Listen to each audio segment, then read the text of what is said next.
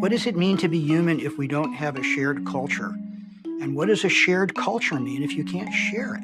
It's only in the last 100 or 150 years or so that we've started tightly restricting how that culture gets used. The internet enabled an infrastructure where anybody could participate without asking permission. We have all these new technologies that allow people to express themselves, take control of their own creative impulses, but the law is getting in the way. If you have a few minutes, I can explain the basics of copyright to you. Okay. Article 1, Section 8 of the U.S. Constitution gives Congress the power to promote the progress of science and useful arts by securing, for limited times, to authors and inventors the exclusive right to their respective writings and discoveries. It means that in the United States, a copyright holder has some exclusive rights to his or her work. The big copyright C. Everyone knows what big C stands for. Big C means all rights reserved. Big C means ask permission. Big C protects copyright owners and notifies the rest of us of their ownership. Time was when you had to put Big C on anything you wanted to copyright, or else it entered the public domain, the commons of information where nothing is owned and all is permitted. You had to put the world on notice to warn them. That was Big C's job, and it was a useful one. What changed? The law. By the late 1980s, U.S. law had changed so that works become copyrighted automatically the moment they're made. The moment you hit save on that research paper, the second the shutter snaps closed, the instant you lift your pen from that cocktail napkin doodle, your creation is copyrighted, whether Big C makes a cameo or not. So suddenly, there's no quick way of knowing whether something's owned or not. The new rules may be clear about how you get to own a work. You don't have to do anything, but they say nothing at all about how you should go about announcing that you want to allow certain uses of your work. Enter Creative Commons. Creative Commons wanted to find an easy way to help people tell the world up front that they want to allow some uses of their work. We called the experts, the U.S. Copyright Office, for advice.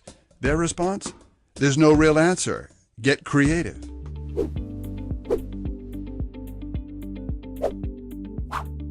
This is attribution. It means that Zach must acknowledge Kiri when he publishes his science project containing her photo.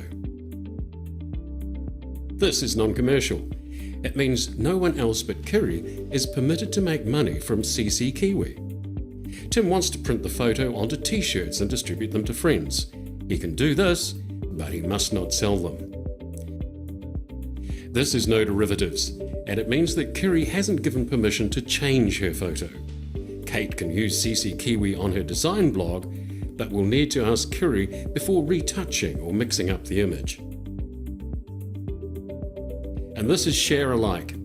It means new creations that use CC Kiwi need to carry the same license.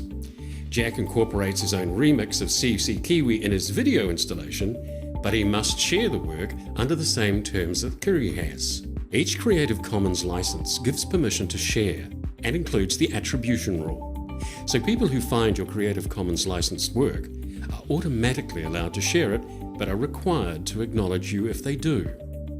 The other three license elements are optional, and you can choose which ones to add, if any. You're an educator today. Think of what you've got access to in terms of resources that you can bring into your classroom, right? It boggles the mind, the amount of content that you can bring in and the amount of openly licensed content that you can bring in and the experts from around the world that you can bring in via video and other ways. I mean, it's crazy.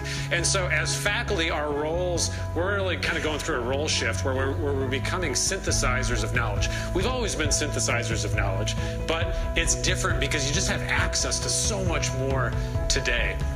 And so I argue, and many argue, that one of the things that's critical, one of the tools that you need in your toolkit as a faculty member in today's world is it's helpful to have the materials that you're taking. It's helpful if those have an open license on them, right? Because then you can legally change them in the way that you want to change them for your classroom, for your students. Really really about creativity and connection. Access and control. Creative Commons is the bridge to this future. Is you got to move away from thinking about content to thinking about communities. Communities that develop around content, and the sharing that the licenses allow enable these communities to come together based for more speech, more free expression. And that's the kind of commons we're trying to create.